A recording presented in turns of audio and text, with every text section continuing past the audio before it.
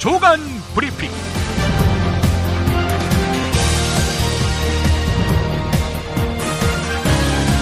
2016년 6월 8일 수요일입니다.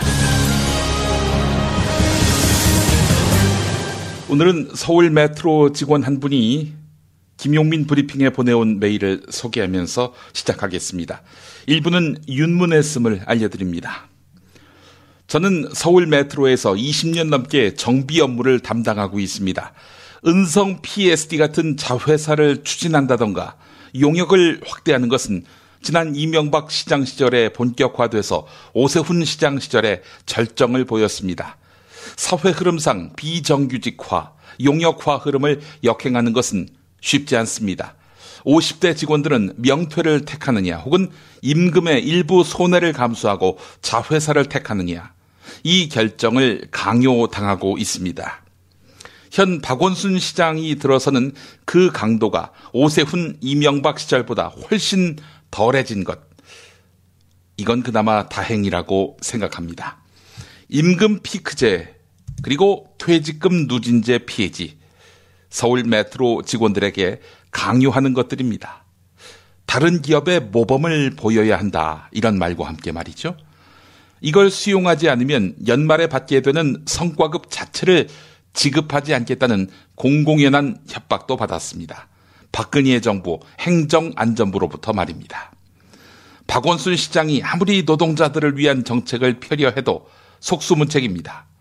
이렇게 되면 노동자들은 사회 전반적으로 정의가 조금이라도 남아있던 시절에 썼던 파업이라는 무기를 꺼낼 수 있겠지만, 지금은 파업을 하고자 하면 온 국민의 질타가 일방적으로 저희를 향하게 됩니다. 이번 구의역 인명사고 참으로 안타까운 인재지만 비난받는 서울 메트로 직원들로서는 억울한 부분도 있습니다. 혹 정치적 감정으로 인한 죽이기식 비난이 아닌가 하는 의구심마저 드는 것도 사실입니다. 특히 납득하기 어려운 것은 독점적 구조에 초점이 맞춰져서 마치 서울 메트로가 부당한 지위와 기득권을 한 손에 다 쥐고 있는 것인 양 매도하는 것입니다. 메트로 직원들은 전반적인 업무를 용역화하려는 정치 세력, 그리고 공기업을 수익 구조와 성과 위주로 보려 하는 일부 시각에 반대합니다. 이 뜻을 분명히 전하고 싶습니다. 네, 이런 내용이었습니다. 광고 듣고 시작하겠습니다. 중고차 거래하면 일이 술술 잘 풀리는 조광래 중고차. 1800-9538 고맙습니다. 1600-1475 클럽센터에서는 비싼 가입비 상상하지 마세요. 만남이 성사되고 난 뒤에 받습니다. 10수년 베테랑 커플 매니저가 도와드리는 1600-1475 클럽센터. 노력한 만큼 내어주는 자연, 그 자연의 마음을 알기에 정성농장 홍삼. 검색창에서 정성농장 홍삼을 검색해주세요. 010-9754-6972. 술술 풀리고 간장과 신장을 보호해 숙취를 완전히 제압합니다. 80%에 육박하는 재구매율 술술 풀리고, 네이버 다음에서 고려생활건강 술술 풀리고를 검색하세요. 서울, 인천, 경기의 신축 빌라타임즈에서 알차게 전해드립니다. 튼실한 사진, 지도 정보에다 현장 답사 서비스, 허위 매물에는 100만원 보상까지. 빌라타임즈를 검색하세요. 술자리 많은 요즘 3차까지 달린 당신을 위한 필수품, 전창걸의 새싹 땅콩차. 이제 속쓰림은 잊으세요. 070-8635-1288 070-8635-1288. 경향신문 취재팀이 홍기택 전 KDB 금융그룹 회장 겸 산업은행장을 베이징에서 만났습니다. STX조선이나 대우조선에 천문학적인 돈을 쏟아부은 산업은행 아닙니까? 자, 그런데 지금 회생은커녕 상황이 더 어려워졌습니다. 그렇다면은 홍기택 전 회장, 이 사람한테 책임 추궁이 이어지겠죠? 물어봤습니다. 당신 잘못한 거 없냐고요. 자, 그랬더니 홍기택 전 회장, 내가 한 게 아니다. 최경환 경제부총리, 임종범 청와대 경제수석 임종용 금융위원장이 결정한 거다. 이렇게 말했습니다. 그러면서 산업은행 계열사에 대한 청와대와 금융당국의 인사 개입이 도를 넘었다.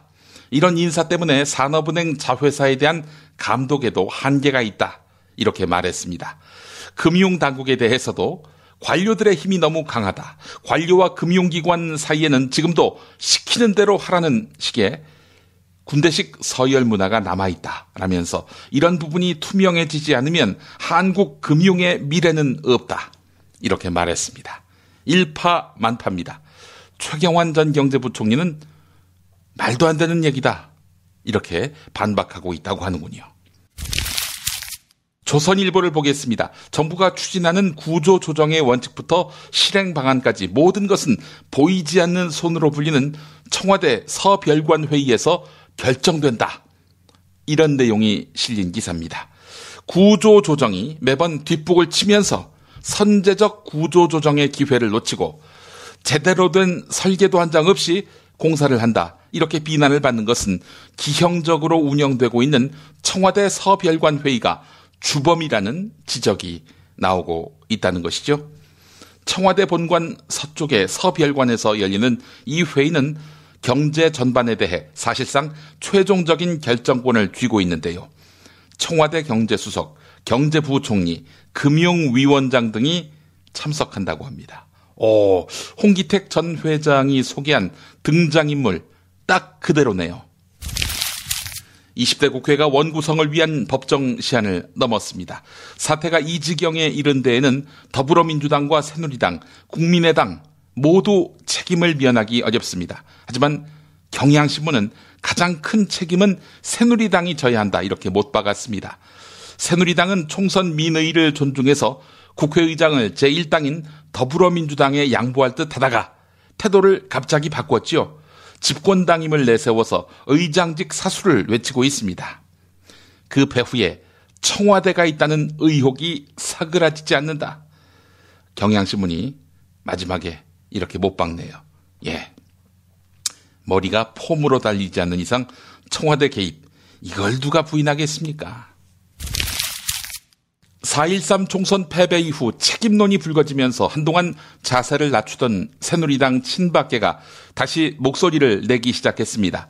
유승민 의원 등 지난 총선 당시 탈당해서 무소속으로 당선된 의원 7명의 복당 문제를 국회 원구성 이후에 논의하기로 결정했습니다. 친박계는 비상대책위원회가 유승민 의원 등의 복당 문제를 논의하는 것 자체를 반대하고 있습니다. 친박계는 국회의장, 당대표 선거 등에도 전면에 나서고 있는데 국회의장 후보로 친박계 좌장격인 8선의 서청원 의원을 밀고 있습니다. 본인은 안 할 생각이다 이렇게 말했는데 말이죠. 새누리당은 당초 원내 1당이 된 더불어민주당에 의장직을 넘겨줄 수도 있다는 입장을 보였는데요. 최근 들어서 기류가 바뀌었습니다. 친박계는 당대표 역시 양보하지 않겠다 이런 태세인데요. 이미 5선의 이주영, 3선의 이정현 의원 등 친박계가 당대표 출마 의사를 공개적으로 밝힌 상태입니다. 조선일보 기사의 맥락은 친박이 아직도 정신 못 차렸다 이겁니다. 박근혜 대통령이 청와대 수석비서관 3명과 차관 3명에 대한 인사를 단행했습니다. 가장 눈길을 끄는 것은 대통령 비서실 정무수석 비서관에 김재원 새누리당 전 의원을 임명했다는 점입니다. 청와대도 아직 정신을 못 차린 셈입니다. 청와대는 이번에도 박근혜 대통령이 순방 강행군을 하느라 건강에 문제가 생겼다는 사실을 적극적으로 공개했습니다. 박근혜 대통령이 링거를 맞아가며 빡빡한 순방 일정을 버텼고 반드시 쉬어야 한다는 소견을 대통령 주치의가 냈다는 내용이었습니다. 군 통수권자이자 국정 최고 책임자인 대통령의 건강 상태는 공식적으로는 2급 국가기밀입니다. 하지만 대통령의 해외 순방, 무리한 일정, 건강 악화, 청와대의 건강 상태 공개, 대통령의 국내 일정 차질이라는 공식이 벌써 수차례 반복됐다는 것이죠. 청와대가 대통령의 건강 문제로 여성 대통령에 대한 동정론을 자극해서 정치적으로 활용하려는 거 아니냐, 이런 의심을 사기에 이르렀습니다.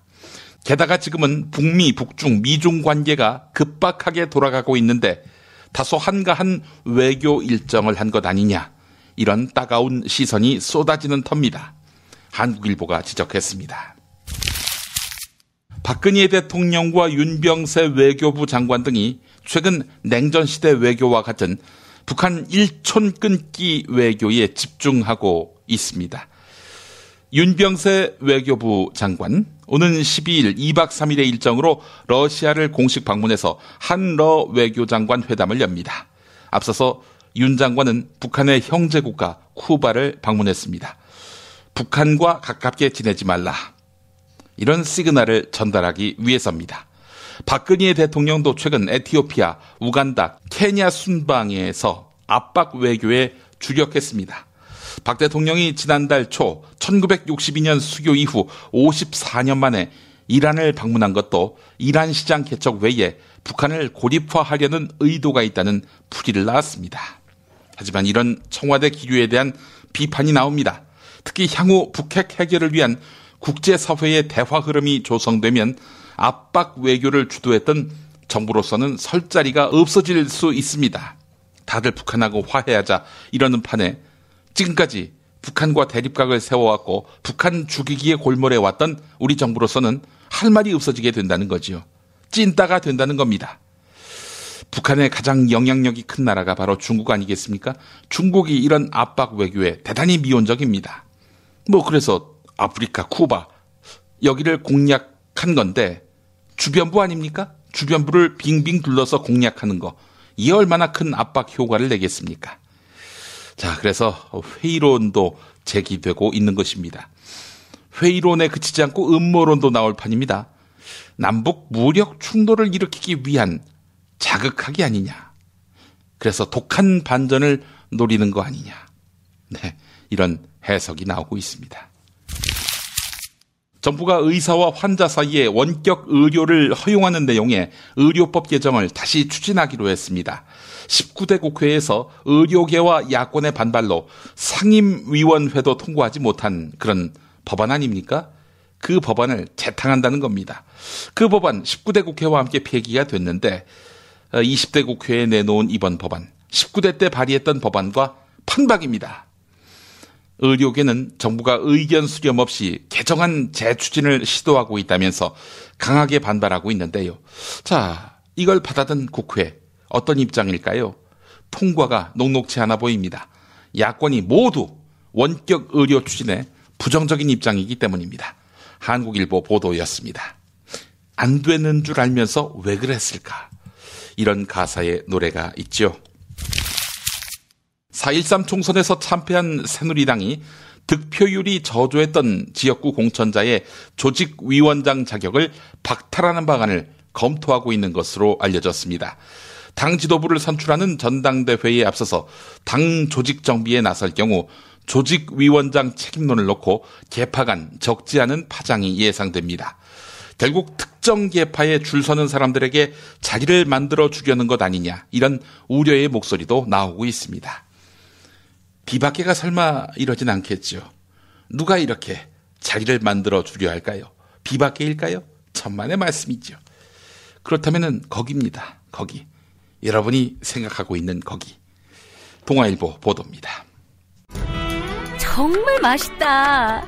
이 말 한마디면 모든 게 설명됩니다. 30년 전통 자연의 이로움을 담은 김치, 이담채 김치. 1544-4586 1544-4586.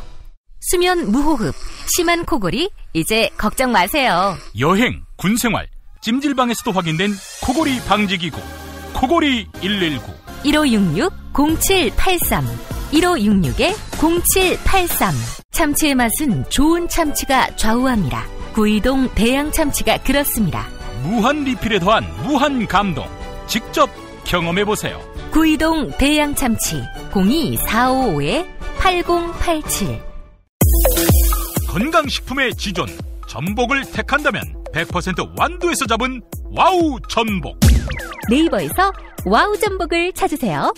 010-2443-0818 한우 사고를 집어넣고 24시간 팔팔 끓인 곰탕, 연지연 곰탕. 어린이부터 노인까지 누구나 좋아하는 건강식 연지연 곰탕. 택배로 신청하시려면 010-7252-1114. 전자신문으로 올라오는 김용민 브리핑 알고 계시나요? 팟캐스트 김용민 브리핑이 발행하는 용민일보. 듣는 김용민 브리핑에 더한 보는 김용민 브리핑도 만나보세요. 잊지 마세요. 언론 그 이상의 언론. 용민일보. 한국경찰이 UN 평화유지군 활동에 민생치안, 과학수사 전문가 100명을 파견합니다. 강신명 경찰청장이 UN 회의에서 우리나라를 비롯해 선진국 경찰을 상대로 UN 평화유지군 참여 요청이 있었다면서 최소 100명까지 늘리는 것을 목표로 삼고 있다 이렇게 밝혔는데요. 일부에서는 경찰이 대선 행보에 나서는 반기문 UN 사무총장의 연말 임기 만료일을 앞두고 업적 쌓기에 동원된다는 지적도 나옵니다. 왜 경찰이 반기문 띄우기에 나설까요? 게다가 한국보다도 경제 규모가 큰 캐나다, 독일, 프랑스, 미국도 다 100명에 한참 못 미칩니다. 왜 우리만 100명을 보내는 겁니까? 경향신문이 보도한 내용이었습니다. 지난해 9월 사상 최악의 취업난에 허덕이는 청년들을 돕자며 박근혜 대통령의 제안으로 탄생한 청년희망펀드 기억하시죠? 출범 9개월이 지나도록 이렇다 할 성과를 내지 못하고 있습니다. 국민의 자발적인 기부로 조성된 청년희망펀드가 일자리 창출의 마중물 역할을 똑똑히 해낼 것이란 출범 당시에 정부 설명과 다르게 그간 펀드의 도움으로 취업에 성공한 청년들은 고작 100명 남짓에 불과합니다. 결국 우려했던 대로 이벤트성 대책으로 전락해버렸네요.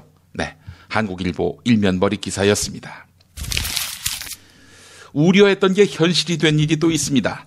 서울 강남구 헌릉로 LH2 편안세상에 사는 김모 씨. 2013년에 74제곱미터, 즉 31평형 아파트를 3억 2천만 원에 분양받았습니다. 3년 지났습니다. 이제 전매 제한이 풀릴 텐데요. 전매 제한 해제를 앞둔 현재 예상 시세가 7억 원 수준이라고 합니다. 와, 따블이네, 따블. 같은 기간 강남구 전체의 아파트 시세는 10%가량 올랐습니다. 김모 씨는 부모님이 국가유공자라고 하는데요. 그 자격으로 보금자리 주택을 특별 분양받아서 입주한 뒤 주위 표현대로 대박을 터뜨린 것입니다. 누구나 예상했듯 아파트는 몇 년 만에 분양가의 2배가 넘는 가격으로 올라서 소유주에게 2억 원에서 4억 원의 차익을 안겨주었습니다. 최근에 동아일보 취재진이 살펴본 서울 강남 서초 내곡 세곡 이 지구의 보금자리 주택의 분위기가 그렇습니다. 아시겠지만 보금자리 주택은 이명박 정부를 대표하는 공공주택 사업입니다. 그린벨트, 즉 개발 제한 구역을 개발해서 상당량을 시세보다 낮게 분양했습니다. 보금자리 주택은 결국 소수에게만 개발 이익을 몰아준 결과를 낳았고 정책은 아예 폐기됐습니다. 시작할 땐 몰랐을까요? 이 과정에서 비리는 없었을까요? 네, 이명박 씨에게 묻지 않을 수가 없습니다. 동아일보 보도였습니다. 이명박 전 대통령의 손윗 동서인 신기옥 아주산업 회장이 300억대 횡령 혐의로 검찰 수사선상에 올랐습니다. 신기옥 회장은 이명박 정부의 실세 중에 한 명으로 꼽히는데요. 서울중앙지검 특수 2부는 이구택 전 포스코그룹 회장이 연루된 채권 300억 원을 받아주겠다고 중견기업인을 속인 다음 이 돈을 가로챈 혐의로 신기옥 회장을 불러서 조사할 계획이라고 밝혔습니다.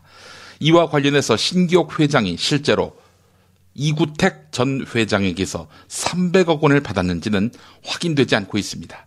확인해야지. 확인하면은 고구마 줄기처럼 뭐가 더 나올까요? 네, 경향신문 보도를 인용했습니다. 2013년 서울 지하철 2호선 성수역 안전문 수리 노동자의 사망사고 당시 경찰과 검찰이 원청업체인 서울메트로와 용역업체인 은성 PSD 쪽의 과실 여부는 정식 수사 대상에 올리지 않았던 것으로 드러났습니다. 지난달 28일 구의역 스크린도어 사고 이후에 경찰이 구의역 사고는 물론이고 지난해 강남역 사고에 대해서도 업체 쪽의 책임 여부를 집중 추궁하고 있는데 이와 대조적입니다. 왜 성수역 때는 똑같은 사고인데 조사를 안 했냐 이거지요. 한겨레가 입수한 문건과 증언 등을 보면은 사고 당시 수사 곳곳에서 허점이 발견됐다고 하는데요. 곧 부실 수사였다는 것입니다. 가수 조영남 씨의 그림 대작 사건을 수사하고 있는 춘천지검 속초지청은 조영남 씨를 사기 혐의로 불구속 기소할 방침입니다. 재판에 넘기는데 구속은 안 하겠다. 이런 얘기지요. 조영남 씨가 고령이고 도주, 증거인멸의 우려가 낮은 점, 구매자에게 피해를 변제할 가능성이 큰 점, 이런 점을 종합해서 불구속으로 재판에 넘길 방침이라고 합니다. 구매자에게 피해를 변제한 것도 아니고 변제할 가능성이 크면 구속이 불구속이 되는군요. 의약품을 쓰도록 해주는 대가로 거액 리베이트를 주고받은 제약업체 임직원과 의사가 대규모로 적발됐습니다. 자, 그런데 말이죠. 주목되는 부분은 이겁니다. 일부 의사가 우월적 지위를 이용해서 제약회사 영업사원들에게 자녀 등교 때에 픽업을 시킨다든지 빵 배달을 시킨다든지 휴대폰 개통 같은 이런 개인적인 심부름도 시킨 것으로 드러났다는 것입니다. 적발된 의사 가운데 상당수는 제약회사 영업사원에게 운전기사 노릇을 시켜서 자녀의 등하교를 책임지게 하거나 휴대폰 개통, 컴퓨터 수리, 음식 배달 같은 심부름을 시켰다는 것입니다. 조선일보 보도였습니다. 조선일보의 삼성 비판 사설 하나 볼까요?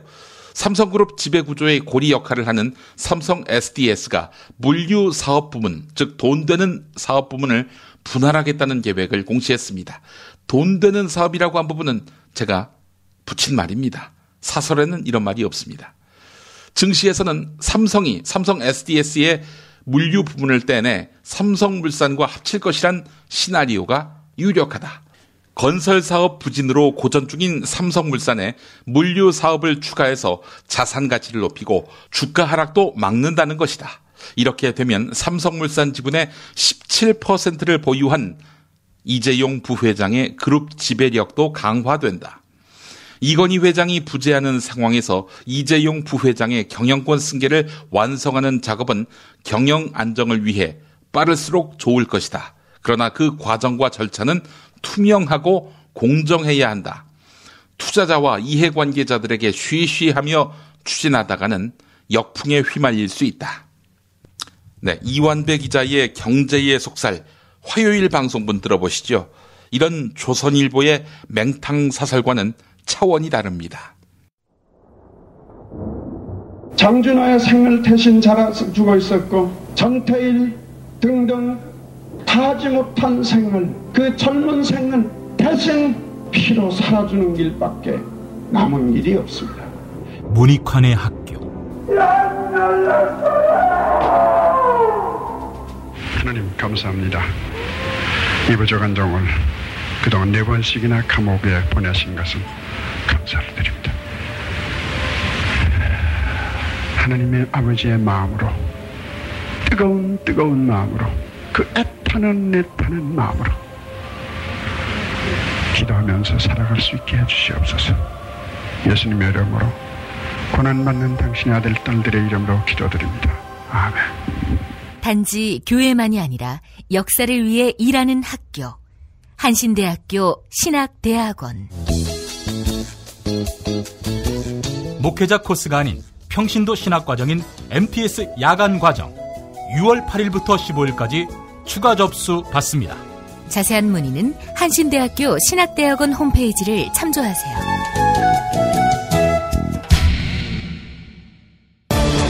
드러난 현상만이 아니라 뉴스의 흐름, 의도까지 짚어드리겠습니다. 매일 종합일간지 주요 기사와 칼럼을 전해드리는 시간. 김용민의 조간 브리핑. 월요일부터 토요일까지 여러분의 뉴스 보좌관 김용민이 함께합니다.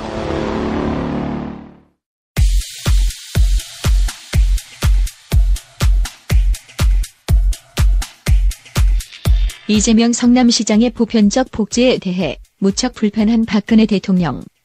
끝내 선전포고.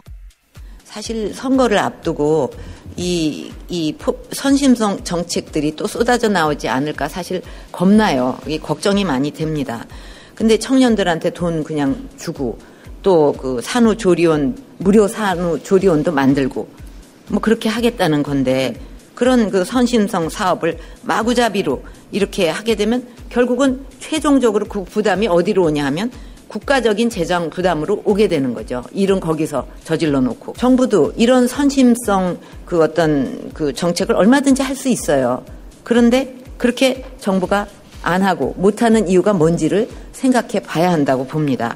지금 그 논리가 우리가 뭐 좋은 일 하려는데 왜 중앙정부가 회방 놓고 있느냐 이런 식으로 그 매도하는 거 이거 자체가 그 포퓰리즘이라고 생각을 합니다. 그리고 정부로부터 따로 보조금을 안 받아도 되는 6개 지방자치단체의 돈을 강탈하기로 결정. 이재명 시장 단식 투쟁을 선언하는데 이번 6개 남아있는 지방자치단체들에게서 당장 내년부터 5천억, 내후년부터 8천억의 재정을 빼앗으면 일반 회계 예산의 10% 내지 15%라고 하는 엄청난 금액을 정부에 빼앗기게 됩니다. 이렇게 되면 이미 고양, 화성, 과천은 정부의 보조금을 받아야만 살 수 있는 교구단체, 정부의 재정에 의존할 수밖에 없는 실질적인 자치가 불가능한 지방자치단체가 됩니다. 나머지 3개 시도 실제로 가용 예산이 거의 제로에 가까워지는 그야말로 괴멸적인 타격을 입게 됩니다.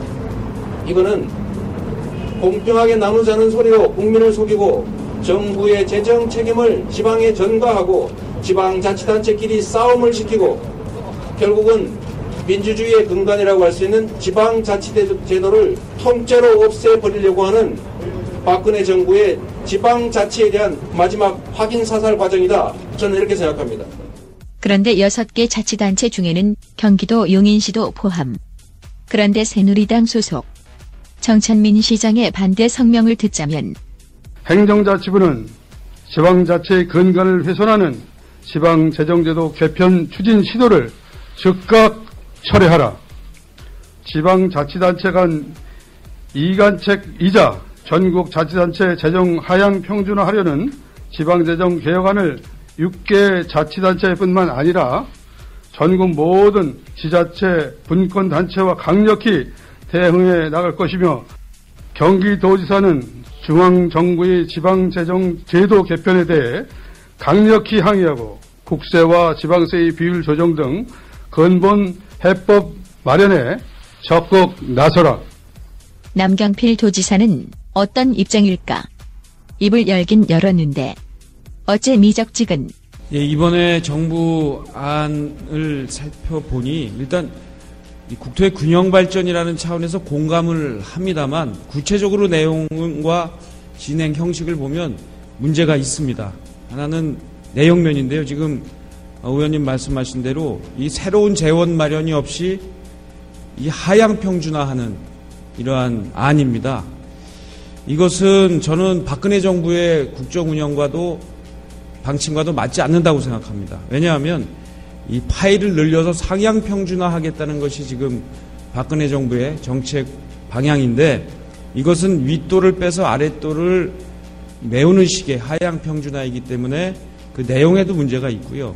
특히 형식에 있어서는 이 교부금 제도를 개선한 지 해서 시행한 지 1년밖에 안 지났습니다. 근데 이걸 또 바꾼다는 것에 문제가 있고 그 과정 속에서 이 해당 저희 도와 이 시군과 소통 없이 이루어졌다는 이런 면을 보자면 이것은 소탐대실의 정책이라는 우려가 됩니다.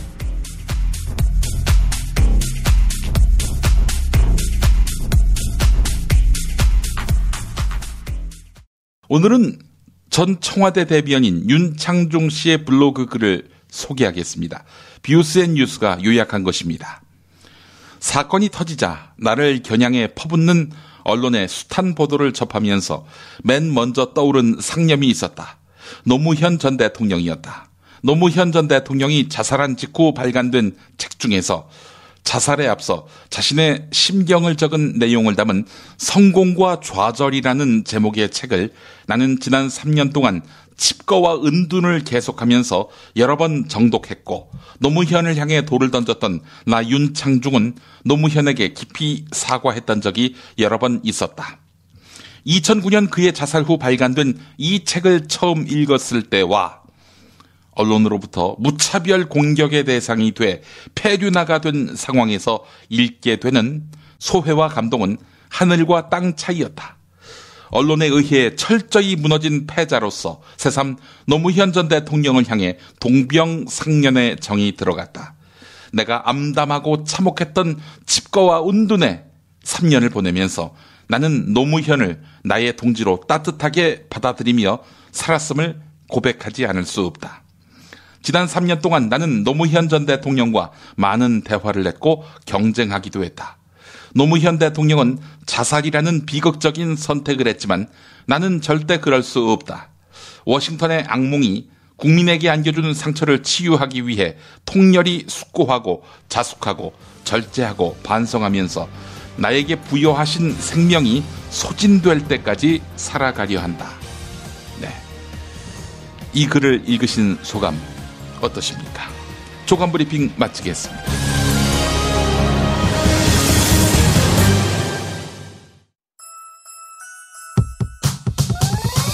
이번 방송 괜찮았나요?